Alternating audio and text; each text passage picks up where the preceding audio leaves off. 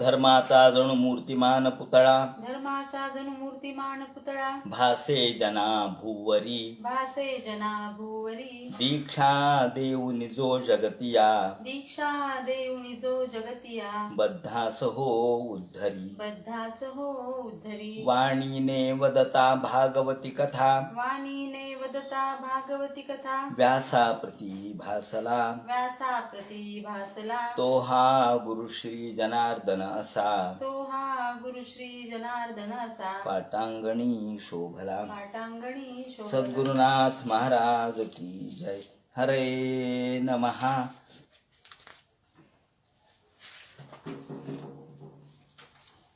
हरे नमः.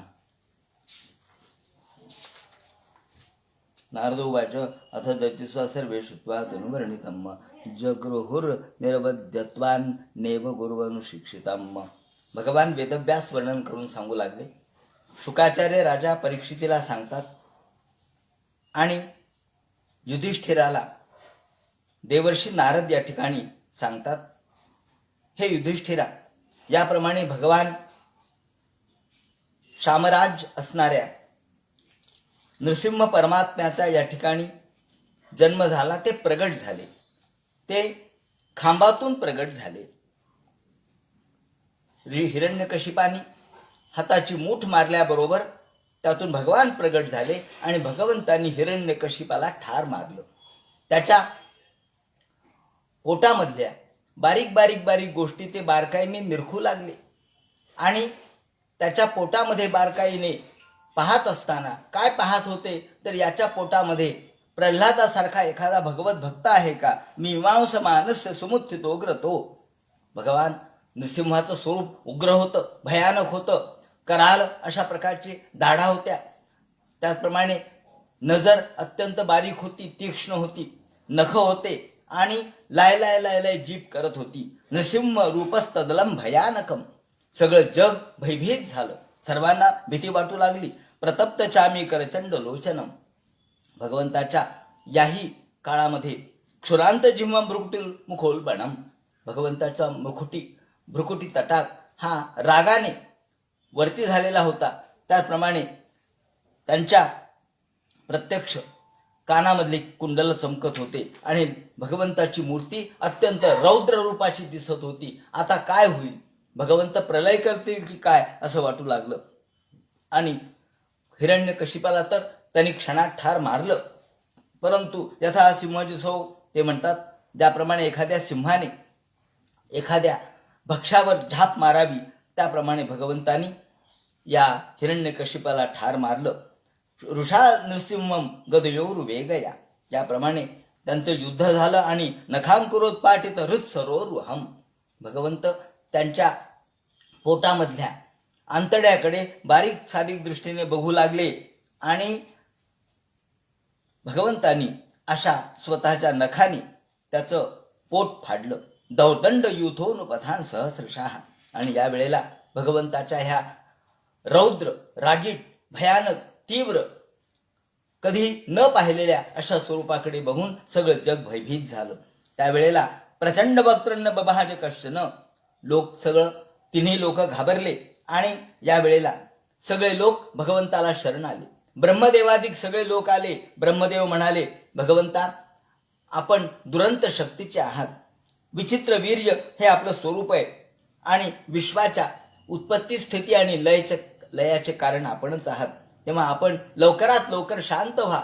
आता झालं, जो हिरण्यकशिपू होता तो आपण ठार केला, त्यासाठी आपण राग प्रकट केला, पण आता राग शांत व्हावा.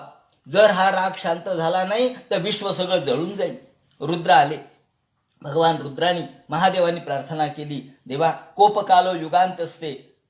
हे देवा, तुम्ही कालस्वरूप धारण केलेलं आहे. असं हे कालस्वरूप आता तुम्ही थंड व्हायला पाहिजे. शांत करा, शांत व्हा. आम्ही तुम्हाला शरण आलेलो आहोत. आपला जो राग होता, क्रोध होता, तो दैत्यावरचा होता, तो आता मारला गेलाय. तेव्हा आता आम्ही तुमचे पुत्र आहोत, आम्हाला क्षमा करा. तत्सुतम पायुपश्रुतम भक्तं ते भक्तवत्सल. त्यानंतर इंद्र आले. इंद्राने स्तुती केली. ऋषीगण आले. ऋषीगणांनी भगवंताला प्रार्थना केली, भगवंता लवकरात लवकर आपलं स्वरूप हे शांत करा. परंतु काय, भगवंताचं ते स्वरूप उग्र भयानक, त्यांच्याकडे पाहावे ना. पितर आले. आता या हिरण्यकशिपाने काय काय केलं होतं. अहो, पितरांचं अन्न सुद्धा त्यांना प्राप्त करून दिलेलं नव्हतं. पितरांना जो आपण हव्य म्हणजे आपण जे अग्नीमध्ये टाकतो त्याला हव्य म्हणतात, यज्ञामध्ये टाकतो त्याला हव्य म्हणतात, आणि पितरांना जे देतात त्याला कव्य म्हणतात. म्हणून हव्य आणि कव्य. तेव्हा हव्य देखील स्वतःच खात होता आणि कव्यही स्वतःच खात होता. पितर सगळे आले. श्राद्धानि नोदी बुभुजे प्रसभम तनुजैर दत्तानि तीर्थसमयी प्यपिवत तिलांबू. आम्हाला तिलांबू देखील प्राप्त होऊ दिला नाही यांनी. आम्हाला तिळाचं पाणी देखील दिलं नाही म्हणे. आम्ही उपाशी राहिलो, आम्ही तहानलेले राहिलो. देवा, आपण आलात, आपण याला हिरण्यकश्यपाला ठार केलं. आम्हाला आता आमचे भाग सगळे मिळतील. त्यानंतर सिद्ध आले, विद्याधर आले, नाग आले, प्रजापती आले, मनु आला, आणि या सर्वांनी भगवंताची स्तुती केली. ही सर्व स्तुती इतकी सुंदर आहे, वेगवेगळ्या वृत्तात आहे, त्याचं सौंदर्य वेगळंच आहे, ते मुळातून पाहण्यासारखं आहे. गंधर्व आले, आम्ही नट नाट्य गायक आहोत, आणि या सर्वांनी स्तुती अशी केली की देवा, या हिरण्यकशिपाने सर्वांना कामाला लावलेलं होतं. नाचायचं तर माझ्यासमोर नाचा, गायचं तर माझ्यासमोर गा, मीच इंद्र आहे, मीच चंद्र आहे, मीच वरुण आहे. ज्याप्रमाणे नाग आले. नाग म्हणाले, अहो काय करावं, यांनी आमच्या स्त्रिया देखील बळकावल्या. येन पापेन रत्नानी स्त्री रत्नानी हृतानी ना. आमचे रत्न तर नेलेच नेले, आमच्या जवळचे मणी तर नेलेच नेले, पण आमच्या स्त्रिया देखील हिरण्यकशिपाने बळकावल्या. म्हणजे पहा, हा बलात्काराने लोकांच्या स्त्रिया पळवणारा होता, बलात्काराने लोकांचं धन हरण करणारा होता. इतका पापी दुष्ट. तद्बक्षा पाटने ना साम. आणि बरं झालं त्याची छाती तुम्ही फोडली, त्याचं पोट तुम्ही फाडलं. दत्तानंदन नमोस्तुते. आम्हाला आनंद झाला. आता आमच्या स्त्रिया आम्हाला प्राप्त होतील, आमचे रत्न आम्हाला प्राप्त होतील. त्याप्रमाणे प्रजापती आले आणि गंधर्व आले. वयम विभोते नटनाट्य गायका येनात्मसात्वीर्य बलोवर होता. देवा, या हिरण्यकशिपाने आम्हाला त्याच्या समोर नृत्याने गायन करायला लावलं, जणू काय आम्ही त्यांचे भाट आहोत. या पद्धतीने चारण आले, चारणांनी स्तुती केली भगवंताची. तेव्हा चारण, गंधर्व हे सगळे स्तुती गायक असतात. हरे तवांग्री पंकजम भवापवर्गमाशिता यदेश साधुरुच्छय स्वया सुरा समापिता. ज्याप्रमाणे त्यांनी स्तुती केली. यक्ष आले, किंपुरुष आले, वैतालिक आले. वैतालिक म्हणजे सकाळी जे जागा करतात, उठवतात, त्याला वैतालिक म्हणतात. सभासु सत्रिषु तवामलम यशो. हे देवा, यांनी या दुष्ट राक्षसांनी आम्हाला देखील कामाला लावलं. ज्याप्रमाणे किन्नर आले आणि विष्णू पार्षद आले. या सर्वांनी भगवंताची स्तुती केली, पण भगवंताचा राग काही कमी होईना, भगवंताचा क्रोध कमी होईना. त्यांचं रागीट अशा प्रकारचं स्वरूप पाहून सगळे थरथर थरथर थरथर कापू लागले. नारद म्हणतात, युधिष्ठिरा, शेवटी सगळे ब्रह्मदेवादी देव म्हणू लागले, अहो देवाचा राग शांत कसा होईल, या राग शांत होण्यासाठी काय उपाय करावा. एवढी स्तुती स्तौत्य केलं. ब्रह्म आले, ब्रह्मदेव, त्याप्रमाणे शंकर, मनु सगळे आले, परंतु यांचा राग कमी होईना. यांच्या मनातील जो क्रोध आहे, तो जो पेटलेला आहे, तो काही शांत होईना. आणि हा जर शांत नाही झाला तर सगळं विश्व जळून जाईल. काय करावं. लोकांनी एक युक्ती सुचवली. म्हणले, अहो बायकोला घेऊन या, यांच्या बायकोला आणा म्हणले. बायकोला आला की आणलं की याचा राग बरोबर कमी होईल म्हणले यांचा. अहो बायको समोर आल्यावर राग राहतो काय म्हणले यांचा. हा, हे बरोबर आहे म्हणे. आणि मग काय म्हणले, लक्ष्मीला या ठिकाणी विनंती करण्यासाठी पाठवलं देवांना. देव गेले. लक्ष्मीबाई म्हणली, काय हो म्हणले, देव कुठे आहेत. फार त्वरेने गेले म्हणले देव. हो म्हणले, त्वरेने गेले आणि त्यांनी त्यांचं कार्य केलं, पण आता तुमची आठवण व्हायली म्हणे त्यांना. हा, माझी आठवण व्हायली, माझ्याशिवाय कर्मे ना. हो, तुमच्याशिवाय कर्मे ना म्हणे.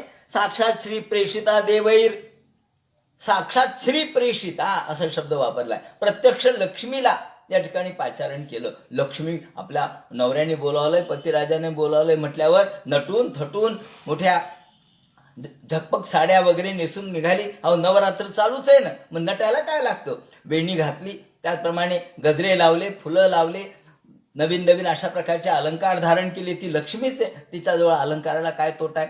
त्याचप्रमाणे पैठणी नेसली, देवाला आवडणारं रंग स्वीकारला, पिवळा रंग, पिवळ्या रंगाची पैठणी नेसली आणि आली मोठ्या आपल्या पद्धतीने ठुमकत ठुमकत, पाहत पाहत, कुठे कुठे देव म्हणले, कुठे ते म्हणले जा ना आतमध्ये, आतमध्ये.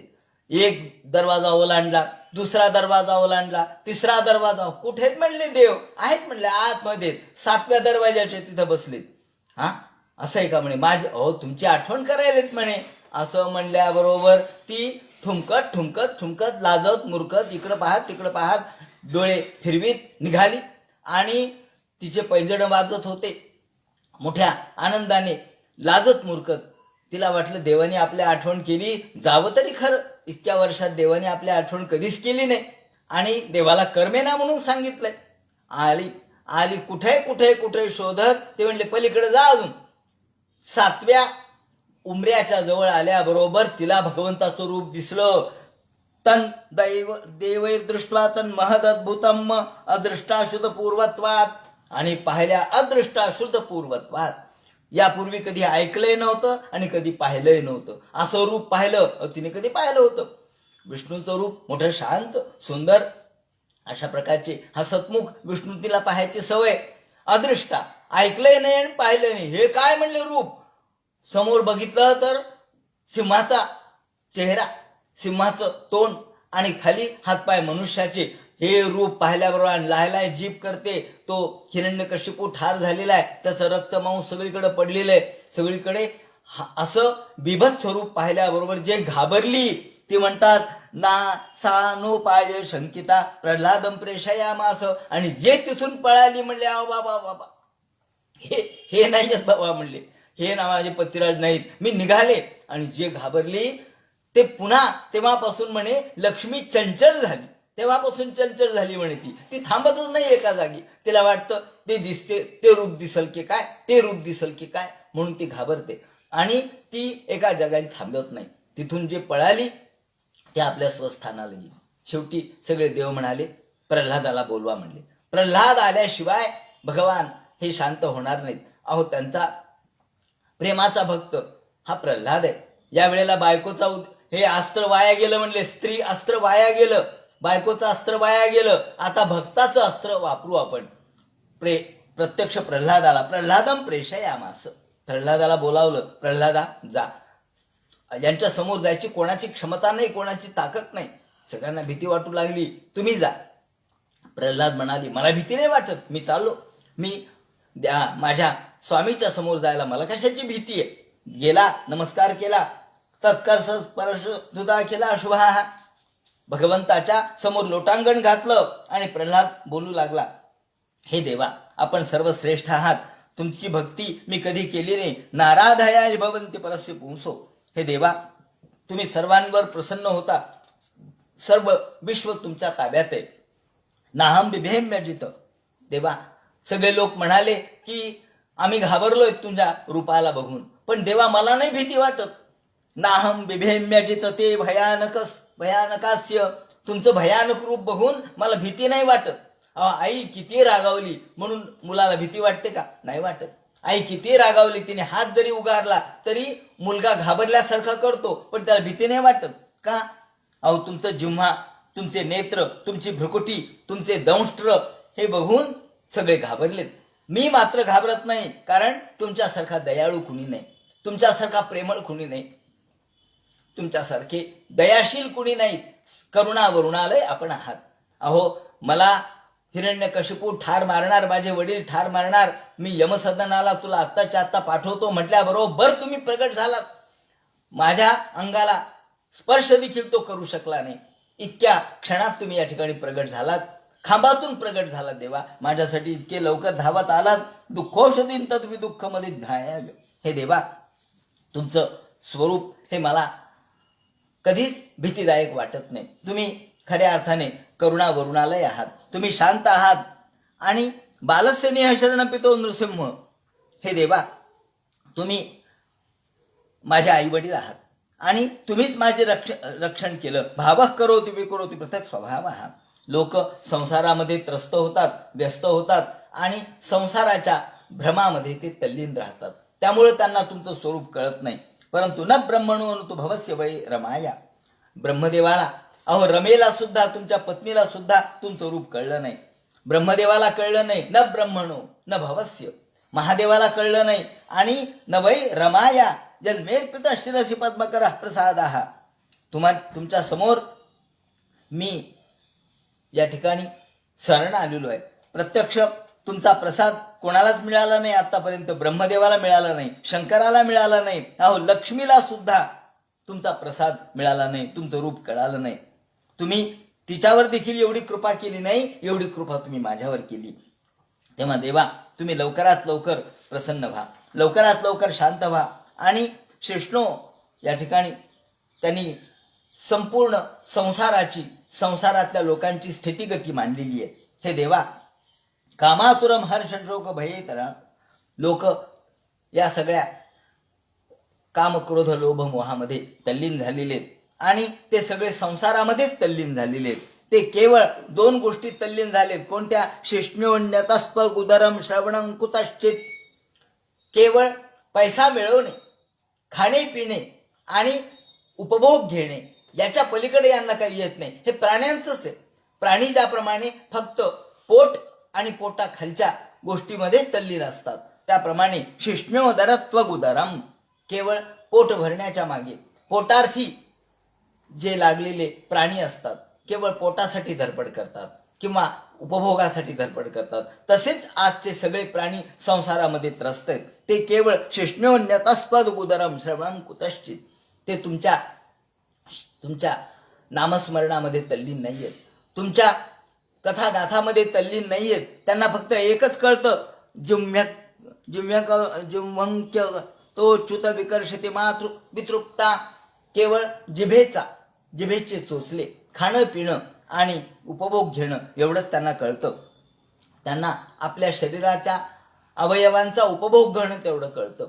त्यांना फक्त जिभेतून सुंदर अशा प्रकारच्या पदार्थांचं सेवन करणे, त्याचप्रमाणे नाकाने सुंदर वास घेणे, त्याचप्रमाणे कानाने सुंदर अशा प्रकारच्या गाणी ऐकणे आणि केवळ कर्म करत राहणे, उपभोग घेत राहणे एवढंच त्यांना कळतं. परंतु या सगळ्या ज्या काम क्रोध लोभ मोह मद मत्सर ह्या प्रवृत्ती आहेत, ह्या प्रवृत्ती मला त्रस्त करतायत. आणि सपत्नी गेहपती लुनंती. ज्याप्रमाणे एखाद्या माणसाला सगळे झटावेत, एखाद्या माणसाला जसे सगळे त्रस्त करावेत, त्यांनी वर्णन केलंय की ज्या काळात बहुपत्नीत्वाची चाल होती त्या काळातलं हे वर्णन आहे की एखाद्या व्यक्तीला 6 पत्नी असाव्यात आणि त्या 6 पत्नी 6 बाजूला त्याला ओढत न्याव्यात. प्रत्येक पत्नीच्या इच्छा पूर्ण करता करता त्याचा नाकी नव यावी. त्याप्रमाणे एका आत्म्याची ही स्थिती होते, एका जीवाची ही स्थिती होते की काम क्रोध लोभ मोह मद मत्सर हे सपत्न आहेत. हे खरं म्हणजे सवती मत्सर करणारे आणि ते एका जीवाला त्रस्त करतात. तेव्हा देवा मला याच्यातून मुक्त कर, मला याच्यातून लवकरात लवकर मुक्त कर. जन्मैथुनादि ग्रहमेधि सुखम हि तुच्छम. वास्तविक हे ग्रहमैथुनादि हे सगळं घरामधलं जे सुख आहे ते तुच्छ आहे. वास्तविक घरामध्ये ग्रह ग्रामा रामार भक कनक रामा मनुगतम. ग्रह ग्रामा रामार्भक कनक रामा मनुगतम ममाहम मोहत्वम परिहरन मोहन भवते. हे देवा ग्रह, त्याप्रमाणे रामा म्हणजे स्त्री पुत्र यांच्या नादामध्ये तल्लीन राहून माणूस स्वतःच्या आत्मसुखाला विसरतो. जन मैथुनादि ग्रहमेति सुखम हि तुच्छम. ही कशी, हे सुख कसे? तर एका कंडू यनेन करयोरिव दुःख दुःखम. एखाद्याला खरूज व्हावी आणि खरूज झाल्यामुळं त्याचा सगळा हात जसा खाजवावा आणि जितका जितका खाजवावा तितका तितका चांगलं वाटतं. हाताला खरूज झाली तर तो सारखी हाताची खरूज खाजवत राहतो आणि जितकी खाजवत राहतो तितका त्याला आनंद मिळतो. पण तेवढ्यात त्या खरजेचे जे फोड आहेत ते अधिक फुटून त्यातून पुन्हा पू वगैरे बाहेर पडतो, घाण बाहेर पडते आणि त्याच्या लसीने पुन्हा तो आणखी खरूज यायला लागते. त्याची लस त्याला लागते आणि पुन्हा खरूज यायला लागते. याप्रमाणे या खरजेचं खाजवणं हे जसं केवळ काही क्षणापुरता आनंद देणार आहे, पण पुन्हा दुःखी दुःखम, पुन्हा दुःखच निर्माण करणारे. त्याप्रमाणे कंडू यनेन करयोरिव दुःख दुःखिम तृप्यंती नेह करुणा बहुदुःख भाजा. आणि म्हणून हे देवा, मला या सगळ्या सांसारिक व्यापातापासून मुक्त कर. हे देवा, नैबोध विजय पर दुरस्तैव वैतरण्या. या ठिकाणी भागवत धर्माचं महत्व सांगितलेलं आहे. भागवत धर्म काय? तुकाराम महाराजांनी जरा कडक शब्दात सांगितलंय आणि प्रल्हादांनी फार सौम्य शब्दात सांगितलंय. नैबोध विजय पर दुरत्यय वैतरण्या तद्वीर्य गायन महामृत मग्न चित्ता. जो एखाद्याने त्यांनी वर्णन केलंय की जे ब्राह्मणाचे गुण आहेत ते 12 ब्राह्मणाचे गुण सांगितलेले आहेत. विप्राचे 12 गुण सांगितलेले आहेत. ते म्हणतात की नैबोध विजय पर दुरत्यय वैतरण्या. हे 12 प्रकारचे जे वैशिष्ट्य आहेत ते ब्राह्मणाचे वैशिष्ट्य आहेत. म्हणजे ब्राह्मण हा धर्माचरण करणार आहे, त्याचप्रमाणे न्याय मीमांसा व्याकरण हे करणार आहे, जप करणार आहे, त्याचप्रमाणे प्रणव मंत्र करणार आहे, समाधी वगैरे करणार आहे. त्याचप्रमाणे तो सुंदर अशा प्रकारच्या भगवंताच्या सेवेमध्ये तल्लीन आहे. परंतु जर तुम्ही ब्राह्मण आहेत, सगळ्या प्रकारच्या गुणांनी युक्त आहेत, 12 प्रकारचे गुण तुमच्याजवळ आहेत, परंतु जर तुम्ही भगवंताची सेवा केली नाही तर हे सगळं निरर्थक आहे. हे सगळं निरर्थक आहे. ते म्हणतात नैबोध विजय पर दुरत्यय वैतरण्या त्वद्वीर्य गायन महामृत मग्न चित्ता शोचतो तो विमुख चेतस इंद्रियार्थ माया सुखाय भर मुद्वहतो विमूढान. ते म्हणतात हे देवा, इंद्रिय सुखाच्या आसक्तीने केवळ प्रपंचाचा भार जो आपल्या डोक्यावर घेतो तो दुःखाच्याच या नदीमध्ये पडतो. आणि म्हणून खऱ्या अर्थाने या सगळ्या गोष्टीमध्ये दुःखाला कारणीभूत असणारी गोष्ट म्हणजे भोगलोलुपता. या भोगलोलुपतेतून कुणी मुक्त होऊ शकत नाही. जर कुणी संसारामध्येच व्यस्त असेल तर तो मुक्त होऊ शकत नाही. म्हणून हे देवा, एखादा ब्राह्मण जरी असला तरी जर तो भक्त नसेल तर तो अभक्त ब्राह्मण जळो त्याचे तोंड. तुकाराम महाराजांनी कडक शब्दात सांगितलंय, अभक्त ब्राह्मण जळो त्याचे तोंड काय त्यासी रांड प्रसवली. या ठिकाणी अभक्तता, या ठिकाणी भक्तीला फार महत्व दिलंय. ब्राह्मण आहे परंतु अभक्त आहे, मग तो जरी त्याच्या 12 गुणांनी युक्त असला तरी उपयोगाचा नाही. या ठिकाणी मौन व्रत वगैरे जरी त्याने धारण केले तरी उपयोगाचं नाही. का? तर तो भक्त नाहीये. म्हणून या ठिकाणी ते म्हणतात की हे देवा, तुमची भक्ती सर्वश्रेष्ठ आहे, म्हणून बाकी सगळ्या गोष्टी निरर्थक आहेत. ज्याप्रमाणे ते म्हणतात, प्रत्यक्ष प्रल्हाद पुन्हा देवाला प्रार्थना करतो, हे देवा, मौन व्रत श्रुत तपोध्ययन स्वधर्म व्याख्यार हो जप समाधे आपवर्ग्या. या ठिकाणी आपवर्ग्या, आपवर्ग म्हणजे हे सगळे वैदिक मार्ग, त्याला म्हणतात आपवर्ग. या ठिकाणी अध्ययन अध्यापन, त्याचप्रमाणे वर्णाश्रमाच्या प्रमाणे विधीचं आचरण, तसंच सगळ्या गोष्टी व्रत गीत पुराणादीचं श्रवण मनन, या सगळ्या गोष्टी तपश्चर्या, हे सगळं जरी केलं तरी जर तो भक्त नसेल तर सगळं निरर्थक आहे.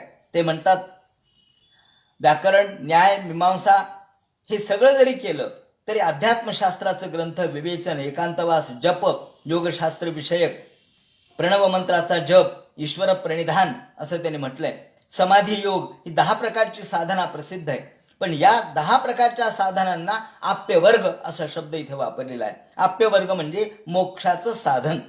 आणि म्हणून ही साधनं किती प्रसिद्ध असली तर जरी एवढी साधनं करून त्यांनी जर इंद्रियाला जिंकलं नाही तर ते निरर्थक आहे.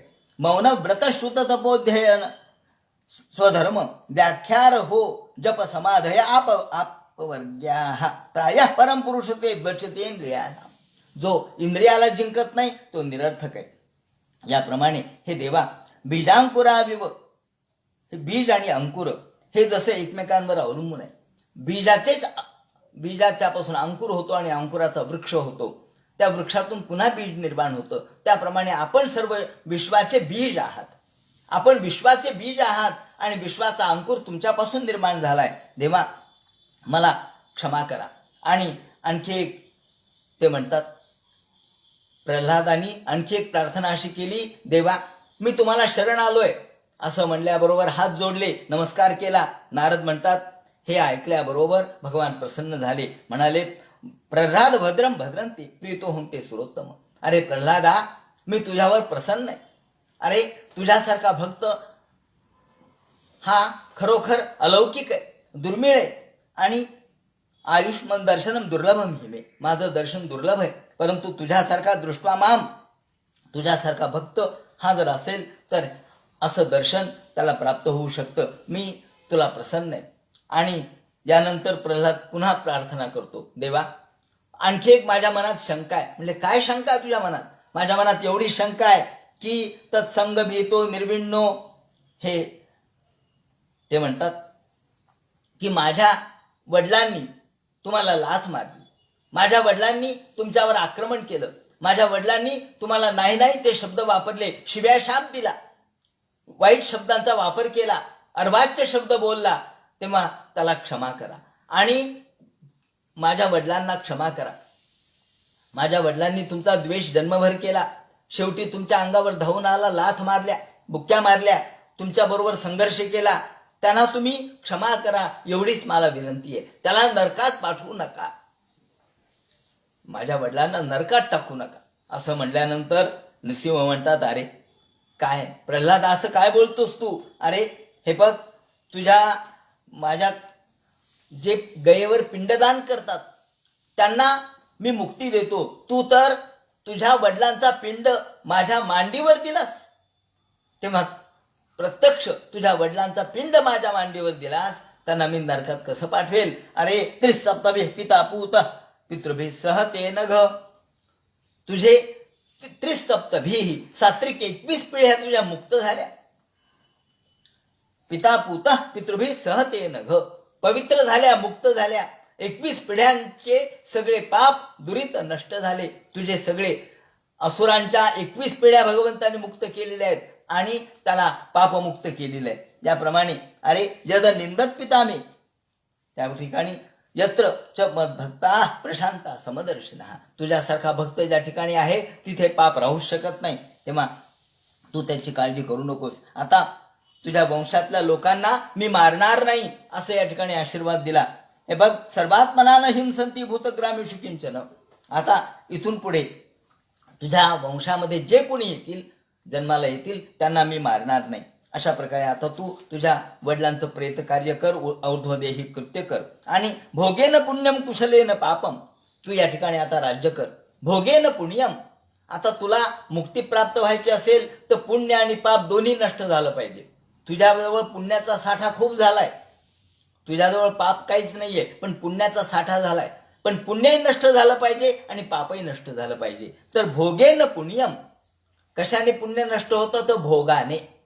तेव्हा भोग आता सांगा, पैसा आहे आपल्याजवळ, तो पैसा कशाने संपतो? हो, भोग भोगून संपतो. वेगवेगळ्या वस्तू आपण विकत आणतो, संपला की नाही पैसा? हो, किती पैसा असला म्हणून काय झालं?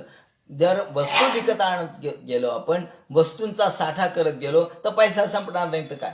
त्याप्रमाणे धन जसं संपतं तसं पुण्य सुद्धा भोगाने संपतं. म्हणून ते म्हणतात सुखोपभोगाचा तू स्वीकार कर.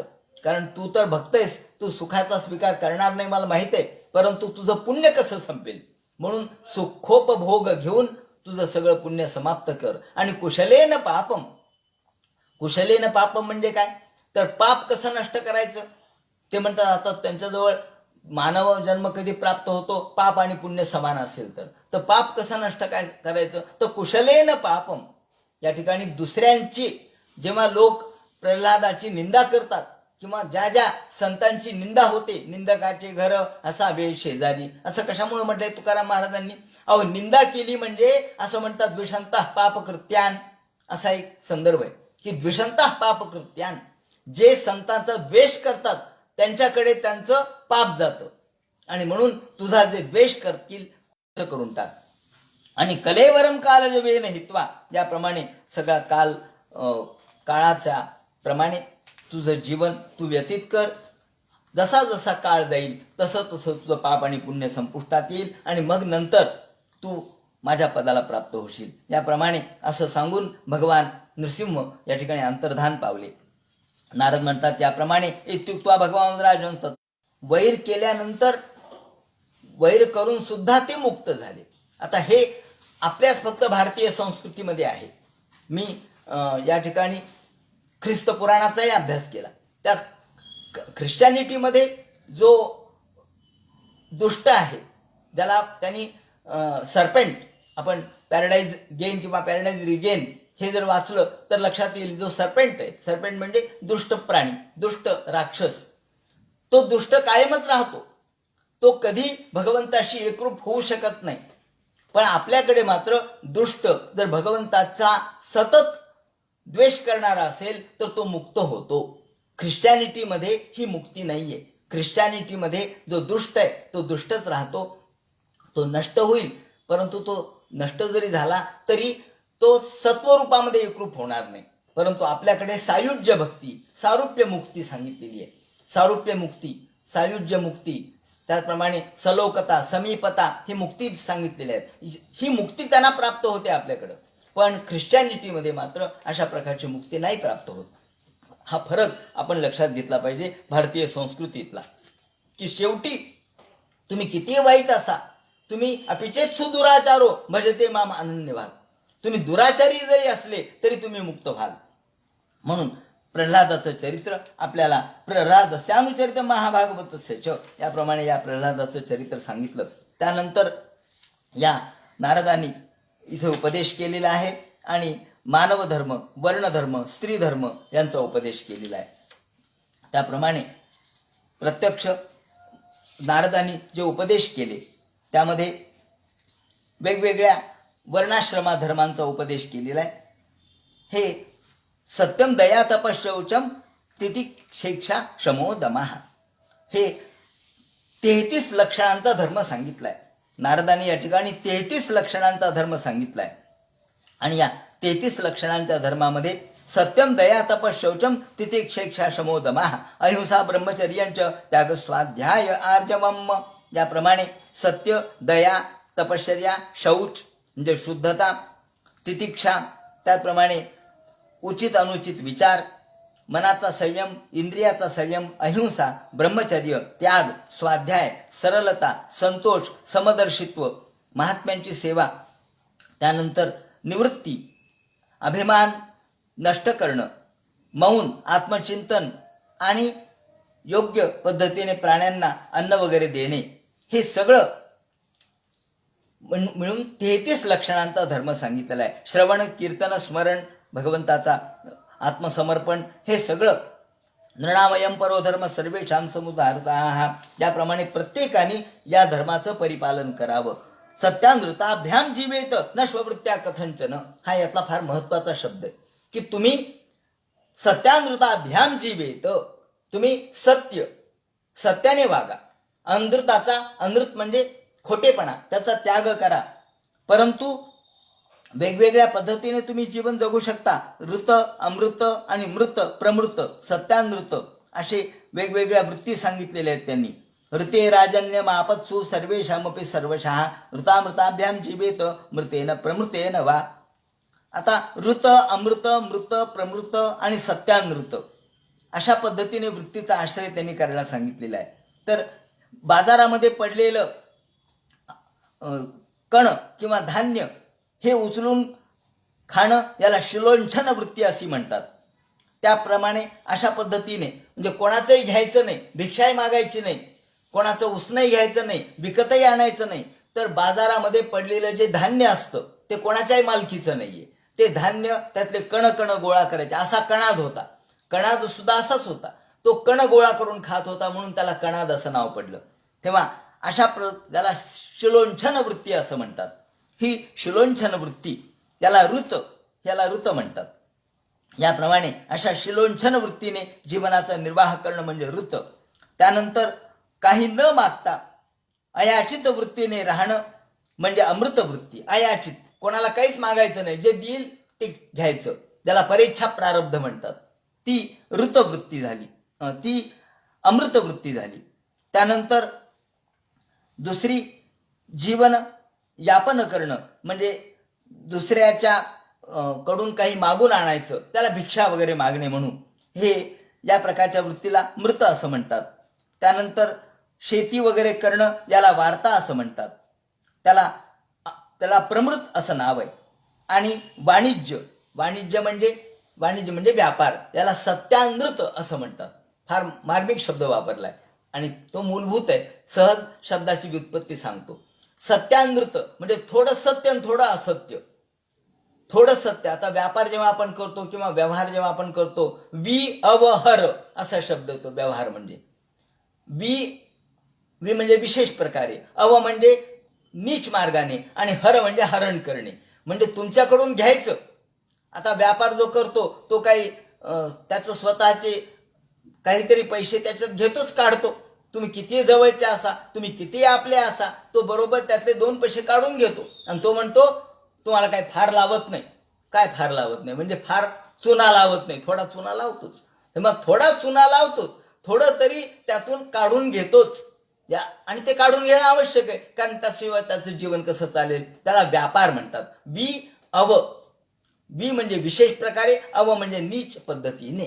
आणि म्हणून उदास विचारे वेच करी, ज्याप्रमाणे संत तुकाराम महाराज हे अशा वृत्तीने, व्यापार वृत्तीने, व्यापार म्हणजे म्हणजे विशेष प्रकारे, नीच थोडं नीच मार्ग आहे. कोणता? खोटं ते बोलत नाहीये, परंतु त्यातलं थोडं काढून घेतो द्रव्य, आणि म्हणून त्याला आपण असा शब्द वापरतो. आणि अवहर, हर म्हणजे काढून घेणे. म्हणून व्यवहार म्हणजे शब्दाचा अवहर असा आहे. ज्याप्रमाणे व्यवहार हा थोडा सत्य आहे, थोडा खोटा आहे. आणि व्यवहार याच्यावरच चालतो. खऱ्या खोट्यावर तर जीवन चालतं. सगळंच खरं नसतं, थोडं खोटंही असतं. आपल्याला जर अलंकार करायचा झाला तर तो एकदम शुद्ध 24 कॅरेटचा अलंकार होतो का हो? ते म्हणतात नाही होत. का बरं? त्यात थोडं तरी तांब घालावंच लागतं ना. थोडं तरी तांब घातल्याशिवाय अलंकार होत नाही. म्हणजे व्यवहार हा थोड्या सत्याचा आहे आणि थोड्या असत्याचा आहे. म्हणून सत्य आणि असत्य यांचं मिश्रण म्हणजे व्यवहार. सत्य आणि असत्य यांचं मिश्रण म्हणजे संसार. सत्य आणि असत्य यांचं मिश्रण म्हणजे व्यापार. याप्रमाणे त्याला सत्यानृत असं म्हणतात. म्हणून ते म्हणतात की तुम्ही शिलोंछन वृत्तीने राहा, किंवा ऋत या ठिकाणी शालीन वृत्तीने राहा, म्हणजे आयाचित वृत्तीने राहा, किंवा भिक्षा वृत्तीने राहा, मृत पद्धतीने राहा, किंवा वार्ता म्हणजे शेती करणे या प्रवृत्तीने राहा, किंवा व्यापार करा. परंतु न स्ववृत्त्या कथंचन. स्ववृत्ती म्हणजे कुत्र्याची वृत्ती, लाय करणारी. प्रत्येक दारात जायचं, काहीतरी घ्यायचं आणि निघून यायचं. मग प्रत्येक दारामध्ये जाऊन लायप्रमाणे करणं, लोकांचा मार खाणं, ही जी कुत्र्याची वृत्ती आहे. थोडक्यात कुत्र्याची वृत्ती सोडून द्या, गिधाडाची वृत्ती सोडून द्या. स्ववृत्त्या कथन सत्यामृताभ्याम जीवेत न स्ववृत्त्या कथंचन. तुम्ही व्यापार केला तरी चालेल, तो सत्यानृत आहे. थोडा खोटा थोडा खरा आहे, पण या बोटावरचा थुंका त्या बोटावर करावाच लागतो. असं केलं तरी चालेल, पण न स्ववृत्त्या कथंचन, कुत्र्याच्या वृत्तीने मात्र जगू नका. हा फार महत्वाचा संदेश त्यांनी दिलेला आहे. म्हणून मृतंतु नित्य यांच्या स्यात् प्रमृतम कर्षणम स्मृतम सत्यानृतम तु वाणिज्यम स्ववृत्ती नीच सेवनम. स्ववृत्ती म्हणजे नीच सेवा. म्हणून नीच सेवा करू नका.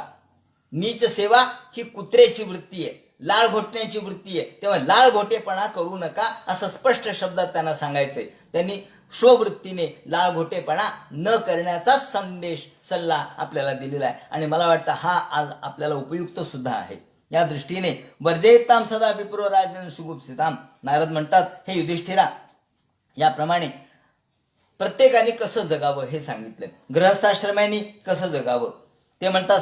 गृहस्थाश्रमामधल्या स्त्रीवर तर सगळं घर अवलंबून आहे. म्हणून ज्या घरामध्ये स्त्री नाही, असं म्हणतात की गृहस्थी हा जो धर्म आहे, ज्याला आपण स्त्री धर्म असं म्हणतो, ती स्त्री ही प्रत्येक घरामध्ये असेल तर मंगलकारकता निर्माण होते. स्त्री असेल तर लक्ष्मी आहे असं आपण म्हणतो. म्हणून ग्रहेषु ग्रहमेधीनाम, आपण गृहस्थी धर्म कसा स्वीकारायला पाहिजे तर ग्रहमेधी राहून राहायला पाहिजे. स्त्रीणांच पती देवानाम, आणि ते स्त्रीने पतीशी एकनिष्ठ राहायला पाहिजे. आणि तत् शुश्रूषानुकूलता, पतीशी अनुकूलता. पतीशी अनुकूलता म्हणजे पती जसा असेल त्याच्याबरोबर जुळून घेणे. आज जे प्रश्न निर्माण होतात ना, तर ते कदाचित या नारदाच्या उपदेशातून होणार नाही. की थोडी जुळवून घेणं हे आवश्यक आहे. दोघांनी एकमेकांशी जुळवलं पाहिजे. दोघांचे स्वभाव भिन्न असतात, परंतु या भिन्न स्वभावाचे जरी असले, गाडीचे चाक भिन्न भिन्न असतात, परंतु ते एका गतीने चालतात, तेव्हा गाडी पुढे जाते. त्याप्रमाणे तत्शुश्रूषानुकूलता, पतीची शुश्रूषा, पतीची सेवा, त्याची अनुकूलता, त्याच्याबरोबर जुळून घेणे हे आवश्यक आहे. तरच गृहस्थ धर्म टिकेल, गृहस्थाश्रम धर्म टिकेल, कुटुंब व्यवस्था टिकेल. तद्बंधुष्व नुवृत्तिश्च, त्याप्रमाणे त्यांचे भाऊ, त्यांचे पाहुणे रावळे हे जे सगळे असतील त्यांच्याबरोबर आपण जुळवलं पाहिजे, त्यांच्याबरोबर आपण जुळून घेतलं पाहिजे, त्याचप्रमाणे त्यांची सेवा केली पाहिजे. आणि नित्यम तद व्रतधारणम, नित्यम तद व्रतधारणम, व्रत नियम जे काही कौटुंबिक असतील, काही आपल्या उदाहरणार्थ नवरात्राचे नियम आहेत असं गृहीत धरा, ते जसे असतील परंपरेचे तसे पालन केले पाहिजेत. त्याचप्रमाणे सकाळी उठलं पाहिजे, कारण सम्मार्जनोपलेपाभ्याम, सम्मार्जन म्हणजे सडा टाकला पाहिजे, घर झाडलं पाहिजे, दार झाडलं पाहिजे, त्याचप्रमाणे रांगोळी काढली पाहिजे. नारद सांगतात ग्रहमंडल वर्तनही स्वयंच मंडिता नित्यम परिमृष्ट परिच्छदा. आणि आपणही सुशोभित राहिलं पाहिजे. विनाकारण वाईट कपडे घालायचे, वाईट प्रकारचे या साड्या घालायच्या आणि पारसं उरसं राहायचं हे योग्य नाही. त्याचप्रमाणे न स्नान करता, न तेल लावता, न वेणी घालता बसणं हे योग्य नाही. सम्मार्जन उपलेपाभ्याम, या ठिकाणी सकाळी उठणे, सडा सम्मार्जन करणे, रांगोळी काढणे, स्नान करणे, ग्रहमंडल वर्तनही, आणि त्याचप्रमाणे आपण स्वतः नित्यंच स्वयंच मंडिता नित्यम, स्वतः नेहमी चांगलं राहा. नारदानी हे सांगितलंय की गृहस्थाश्रम धर्मामध्ये स्त्रीने कसं वागावं. नित्यम परिमृष्ट परिच्छदा, सगळ्यांना सोबत घेऊन, कुटुंबातल्या सगळ्या लोकांना बरोबर घेऊन तिने वागलं पाहिजे. आणि कामय रुचावचे साधी प्रश्रयेण दमेनच, तिने सगळ्या प्रकारच्या प्रश्रय म्हणजे नम्रता, दम म्हणजे स्वतःच्या इंद्रियावरचा संयम हा तिने ठेवला पाहिजे. बोलताना सुद्धा वाक्ये सत्य प्रिय प्रेमणा, वाक्य बोलताना ते प्रिय बोलावं, चांगलं बोलावं, गोड बोलावं. आणि काले काले भजेत पतिम, वाक्य सत्य अवघड आहे. सत्य, आणि आपण म्हणतो ना की सत्य बोललं तर, खरं बोललं तर सख्याईला राग येतो का, तर सत्य नेहमी कटू असतं, पण कटू असलेलं सत्य गोड पद्धतीने सांगता येतं. म्हणून ते म्हणतात सत्य प्रिय प्रेमणा, मोठ्या प्रेमाने आपल्या कर्तव्याची जाणीव सर्वांना द्यावी आणि सत्य आणि प्रिय बोलावं. सत्यम ब्रूयात प्रियम ब्रूयात, सत्यम ब्रूयात प्रियम ब्रूयात, न ब्रूयात सत्यम, सत्य बोलावं, प्रिय बोलावं. अमृत खोटं बोलू नये, चांगलं वाटेल म्हणून खोटं बोलू नये. का, तर ते म्हणतात की खोटं बोलण्याने सगळ्या गोष्टी बिघडतात. म्हणून काले काले भजेत पतिम, आणि पतीची सेवा ऋतुकाळाच्या पद्धतीने करावी. संतुष्टा लोलुपा दक्षा, स्त्रीने नेहमी संतुष्ट असावं म्हणून सांगितलंय. स्त्री ही असंतुष्ट स्त्री ही घराला या ठिकाणी उदास करते. असंतुष्ट स्त्री घरामध्ये असेल तर ती घरामध्ये भांडण निर्माण करते. म्हणून असंतुष्टा लोलुपा दक्षा, अलोलुप म्हणजे कुठेही लोलुपता नको, संतुष्ट पाहिजे. म्हणून अस्ति नास्तीच संतुष्टा सा रमान रमा रमा, आपण परवा बघितलं. धर्मज्ञा प्रिय सत्यवाक, याप्रमाणे प्रिय बोलणारी, सत्य बोलणारी. अवघड, सत्य आणि प्रिय हे अवघड आहे, परंतु अवघड जरी असलं तरी ते बोलता येत नाही असं मात्र नाही. याप्रमाणे अप्रमत्ता शुची स्निग्धा पतिम त्वत्पतितम भजेत, या पतिम हरिभावेन भजेत श्री देव तत्परा. याप्रमाणे स्त्रीने लक्ष्मीप्रमाणे आपलं वर्तन ठेवावं हे सांगितलं. त्यानंतर प्रत्येकाने ब्रह्मचर्याने कसं वागावं हे सांगितलं. तसंच वानप्रस्थाने कसं वागावं हे सांगितलं. आणि वर्जयेत प्रमदागाथा, वानप्रस्थाश्रमामध्ये कोणत्याही प्रकारच्या स्त्रीचा गाथा ऐकू नयेत, त्यांची कथा ऐकू नये हे सांगितलंय. पुढे संन्याशाने कसं वागावं ते सांगितलंय. न कृष्णपच्चम अश्निया दष्ट चाप्य कालतः अग्नि पक्व मथामन्वा अर्क पक्व मुदा हरेत. ज्याप्रमाणे आपण अग्निपक्व मथामंबा वानप्रस्थ आश्रमामध्ये कसं वागावं, कसं जेवावं हे सांगितलं. तसंच चरेद्वनम द्वादशाब्दौ माणसाने गृहस्थाश्रमानंतर वानप्रस्थाश्रम आणि वानप्रस्थाश्रमानंतर संन्यासाश्रम हे सांगितला. पुढे यतिधर्माचं निरूपण त्यांनी अवधूत आणि प्रल्हादाच्या संवादातून केलं. या ठिकाणी एक कथा सांगितली. अत्राप्युदारहंतिमम इतिहासम पुरातनम प्रल्हादस्य संवादम मुनेरा गजरस्य च. या ठिकाणी नारदानी युधिष्ठिराला प्रल्हाद आणि अवधूत यांची कथा सांगितलेली आहे. अवधूत म्हणजे प्रत्यक्ष दत्त आहे असं कोणी कोणी म्हणतात, आणि कोणी म्हणतात हे दत्त नाही, हे अवधूत म्हणजे मुनी आहेत. परंतु ते अजगर वृत्तीने राहत होते. एके दिवशी प्रल्हाद रथातून निघाले तेव्हा त्यांची भेट झाली. पाहिलं तर अत्यंत एका झाडाच्या खाली अवधूत वेशामध्ये असलेले मुनी त्यांनी पाहिले आणि त्यांनी हात जोडले. खाली उतरला आणि म्हणाले, महाराज आपण तरी जमिनीवर झोपलात, आपल्या अंगातही काही नाही, चला माझ्या राजगृहात चला, मी तुमची सेवा करतो. तम शयानम धरोपस्थे कावर्या सह्यसानुनी. कावेरीच्या तटाकावरती यांना पाहिल्याबरोबर त्यांनी सांगितलं, अरे राजा, मी अवधूत वेशामध्ये नेहमी वावरतो, मला कशाचीच चिंता नाहीये. मी अवधूत वेशामध्ये नेहमी वावरतो. मला कधी तुझ्यासारखे राजे भेटले तर मला पंचपक्वान्नाचं जेवण मिळतं. काही वेळेला मी उपाशीच राहतो, काही वेळेला चांगले कपडे धारण करतो, काही वेळेला तेही धारण करत नाही. कधी मी तृणावर राहतो, कधी फक्त पाण्यावरच राहतो. मृगतृष्णामुपाधावेत. आणि म्हणून माणसाने मृगतृष्णेच्या मागे धावू नये. मी अनिहा परिसंतुष्टात्मा. अनिहा, कोणत्याही प्रकारची इच्छा मला नाहीये. माणसाने निरीच्छ राहावं आणि तुष्ट राहावं, आनंदी राहावं. भगवंतानी जे दिलं त्यात समाधान मानावं. मला कधी अल्प जेवण मिळतं, कधी मिळतच नाही. क्वचित अल्पम क्वचित भूरी भुंजेन्नम स्वाद्व स्वादुवा. कधी पंचपक्वान्नाचं जेवण मी खातो, कधी तेही मिळत नाही. क्वचित भूरी गुणोपेतम गुणहीन मुत क्वचित. कधी मी अन्न खातो, कधी खातही नाही. कधी मला फळं खायला मिळतात, कधी मिळतही नाही. कधी चांगलं खातो, कधी वाईट खातो. भुंजे भुंत्वाक्त कस्मिंचित दिवानक्तम यदृच्छया. यदृच्छया, देवाच्या इच्छेप्रमाणे माझं जीवन चाललेलं आहे.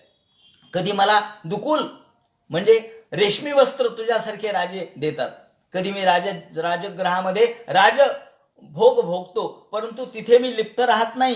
क्षौमम दुकुल मजनम चिरम वल्कलमेव वा.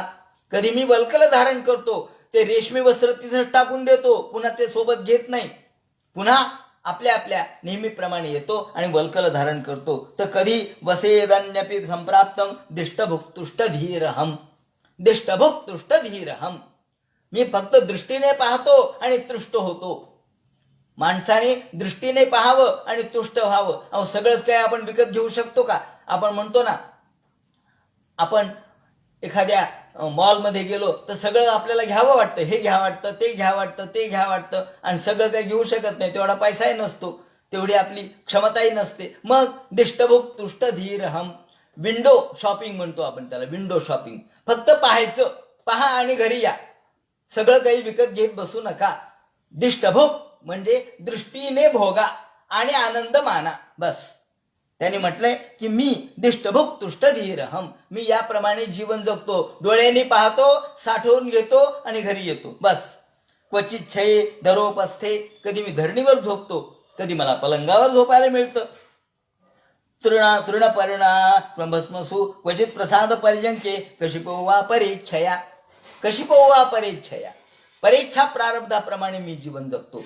एक महान संत होते मागच्या काही वर्षातले, त्यांनी ते काव्य लिहिलेलं आहे.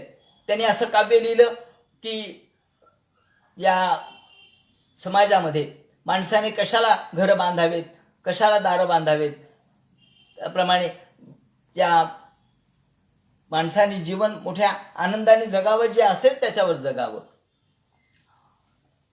जे अशाश्वत संग्रह कोण करी, अशाश्वत संग्रह कोण करी, कोण करी धर सोपे माड्या, बिबरी वस्ती भरी, अशाश्वत संग्रह कोण करी. हे ऐकल्याबरोबर लोक म्हणले, अहो तुम्ही तर अशाश्वत संग्रह कोण करी म्हणता. म्हणे हो बरोबर आहे. आणि मग तुमच्या हातामध्ये तर 10 बोटात 10 मुदे आहेत. तुम्ही तर उंची वस्त्र धारण केलेली आहेत. तुम्ही तर चांगल्या आसनावर बसता. तुम्ही तर पंचपक्वान्नाचं जेवण घेता, चांदीच्या ताटात जेवण घेता आणि अशाश्वत संग्रह कोण करी कशाला म्हणता. ते म्हणले हे जे राजवैभव आहे ना ते माझ्या दैवानेच प्राप्त झालेलं आहे. म्हणले असं कसं. पहा म्हणले, आता तुम्ही एक काम करा, आमची विनंती आहे तुम्हाला की तुम्ही हे सगळं सोडा. ते म्हणले ठीक आहे आणि एका दगडावर जाऊन बसा म्हणले. ते म्हणले बरं. त्यांनी 10 बोटातल्या 10 अंगठ्या काढल्या, त्याप्रमाणे उंची वस्त्र काढले, सगळ्या प्रकारचं जे मिळालेलं संपत्ती आहे ती सगळे दान करून टाकली आणि जे निघून गेले ते एका गावामध्ये एका खडकावर जाऊन बसले नदीच्या तीरावरती. नदीच्या तीरावर खडकावर जाऊन बसल्यानंतर 1, 2, 3 दिवस झाले आणि गावातल्या लोकांना वार्ता कळली. म्हणले गुरु महाराज आलेत. कुठे आहेत म्हणले. अहो नदीच्या तीरावर आम्ही पाहिले खडकावर. हा एवढे मोठे गुरु महाराज आणि खडकावर. अहो असं कुठं असतं काय. ते राजयोगी आहेत, त्यांना कुठं खडकावर बसवतात का. त्यांना वाजत गाजत गावात आणलं, त्यांची मिरवणूक काढली, त्यांना उंची वस्त्र दिले, त्यांच्या 10 बोटात 10 अंगठ्या घातल्या, त्याप्रमाणे गळ्यात अलंकार घातले, दागदागिने घातले, पितांबर परिधान करायला दिला, पंचपक्वान्नाचं जेवण दिलं. आणि मग जो ग्रहस्थ असं म्हणला होता त्याला बोलावलं. पहा म्हणले, हे माझं दैव आहे म्हणले. याप्रमाणे तुम्ही म्हणता हे दैवावर अवलंबून आहे, म्हणून मी काहीच करत नाही. हे सगळं भगवंताच्या इच्छेवर अवलंबून आहे. परेच्छया कशी पोवा परेच्छया. त्याप्रमाणे क्वचित स्नातो निवृत्तांग. कधी कधी मला तेल लावून आंघोळ घालतात, अभ्यंग स्नान घालतात. कधी मी नदीच्या पाण्याने आंघोळ करतो. क्वचित स्नातो निवृत्तांग सुवासास्त्रबलंकतः. कधी माझा उंची वस्त्र देतात, मला अत्तर लावतात, रथात बसवतात.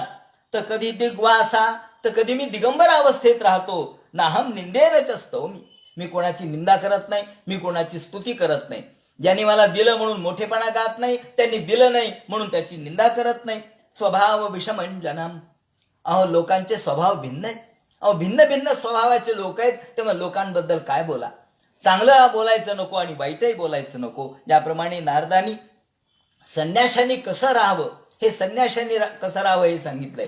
संन्याशांनी सगळ्या जीवनाचा संन्यास, सगळं जीवन संन्यस्त केल्यानंतर कशाच्याही बद्दलची अपेक्षा ठेवू नये. अपेक्षाही नको आणि कुणी उपेक्षा केली म्हणून रागही नको. म्हणून अशा पद्धतीने समवृत्तीने कसं जीवन जगावं हे या प्रल्हाद आणि एका या दिगंबर अवस्थेत राहणारे अवधूत यांच्या कथेच्या निमित्ताने तो इतिहास या ठिकाणी सांगितला. गृहस्थानी कसं वागावं हे सांगितलं. यावत म्रियते जठरम. या ठिकाणी फार मार्मिक भाषा वापरलेली आहे. ती अशी की माणसाने यावदर्थम उपासीनो, कामापुरतं जगावं. का हो संसार त्यागायचा सांगितलाय का.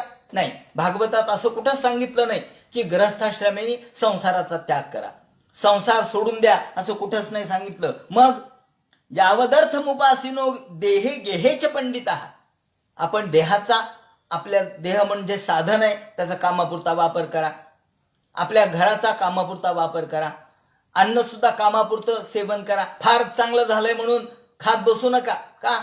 अहो तुमच्या शक्तीच्या बाहेर कुठं खात बसणार. खूप चांगलं झालं एखादा पदार्थ म्हणून रट्टावून खाऊ नका. कामापुरतं खा. तुमचं पोट भरेल एवढं खा. कारण पोटापेक्षा जास्त खाणं म्हणजे चोरी आहे. चोरी म्हणजे तुम्ही दुसऱ्याचं खाल्लं, हा त्याचा अर्थ इथं त्यांनी दिलेला आहे. यावत म्रियेत जठरम तावत सत्वम हि देही नाम अधिकयो विमन्येत सस्तेनो दंडमर्हती. अहो तुम्ही तुमच्या कामापुरतं खाणं हे तुमच्या पोटापुरतं खाणं झालं, पण पोटापेक्षा जास्त खाल्लं म्हणजे दुसऱ्याच्या पोटाचं तुम्ही घेतलं. तो स्तेन आहे. स्तेन म्हणजे चोर आहे. अहो तुम्ही चोर आहेत म्हणले. अहो मी चोर, मी तर कोणाची चोरी केली नाही केली, पण तुम्ही जेवढं पाहिजे त्यापेक्षा जास्त घरामध्ये आणलं. तुम्हाला किती पैसे लागतात आता सहज सांगायचं उदाहरण म्हणून सांगतो की शास्त्रीजी हे आपल्या जरी फार मोठ्या पगारावरचे नोकर होते, रेल्वेमध्ये ते मंत्री होते त्यावेळेला, आणि त्या रेल्वे मंत्री असताना त्यांना काही पगार मिळत असेल तर पगार आणत होते आणि त्यांना किती 28 रुपये काहीतरी पगार होता म्हणून सांगितलं. तर ते आणायचे आणि बायकोजवळ द्यायचे. सगळा पगार ती आपल्या तेवढ्या पैशामध्ये सगळं जीवन व्यतीत करायची. एके दिवशी ते म्हणले आपल्या पत्नीला, का गं म्हणले, जरा पैसे आहेत का, माझे पैसे संपलेत. ती म्हणे आहेत. नंतर तिने काढून दिले. ते म्हणे तुझ्याजवळ हे पैसे कुठून आले. तिने सांगितलं, तुम्ही जे माझ्याकडे 28 रुपये देत होता त्यातले मी वाचवले, ठेवले आणि ते तुम्हाला दिलेत. आणि मग त्यांनी दुसऱ्या दिवशी मंत्रालयाला पत्र लिहिलं की मला 28 रुपये पगार जास्त होतोय, माझं कुटुंब 20 रुपयात सुद्धा भागतं, तेव्हा मला 20 रुपयेच पगार देत चला. सांगायचं तात्पर्य असं, असे जे महान नेते लाल बहादूर शास्त्री सारखे आपल्याच भारतात होऊन गेले. ते कोणत्या विचाराचे होते, ते कोणत्या ठिकाणचं अन्नधान्य त्यांनी खाल्लं, अहो याच भारतातलं. ही त्यागवृत्ती कुठून आली, ही त्यागवृत्ती या भागवतातून आली. त्यांनी सांगितलं, तुम्हाला जेवढं पाहिजे तेवढं तुम्ही घ्या, त्यापेक्षा जास्त घेणं म्हणजे चोरी आहे. म्हणून आपण जरी प्रत्यक्ष चोरी नाही केली तरी आपण पाहिजे त्यापेक्षा जर जास्त धन आणलं, पाहिजे त्यापेक्षा जास्त अन्न आणलं, पाहिजे त्यापेक्षा जास्त खाणं केलं तर ते आपण दुसऱ्याचं घेतलं असा त्याचा अर्थ आहे. म्हणून ते म्हणतात, अधिकम योभिमन्येत सस्तेनो दंडमर्हती. ज्याप्रमाणे आपण सर्वांना दयाभावाने पाहिलं पाहिजे. दया करणे जे पुत्रासी त्याची दासा आणि दासी. आत्मना पुत्रवत पश्ये ते रेषा मंत्रम कियत त्रिवर्गम नातिकृष्ण मध्यपी. ज्याप्रमाणे आपण श्राद्ध पक्ष हे कसे करावेत हे सांगितलंय. जिथे जिथे यत्र यत्र हरे रचा, जिथे जिथे भगवंताचं ज्या ठिकाणी ध्यान उपासना, त्याप्रमाणे भगवंताचं चिंतन मनन होतं, तो देश चांगला, तो प्रदेश चांगला. जिथे गंगेसारख्या नद्या आहेत, जिथे भागवतासारखं पुराण आहे, ते तीर्थ आहे असं सांगितलंय. सरांशी पुष्करादीनी क्षेत्रण्या राहते न्यूत, तेच क्षेत्र आहे, तेच पुण्यवान अशा प्रकारचं कुरुक्षेत्र आहे. कुरुक्षेत्रम गयशिर प्रयाग पुलोह श्रमः नैमिषम फलुग्रम सेतु प्रवास होतो कुशस्थली.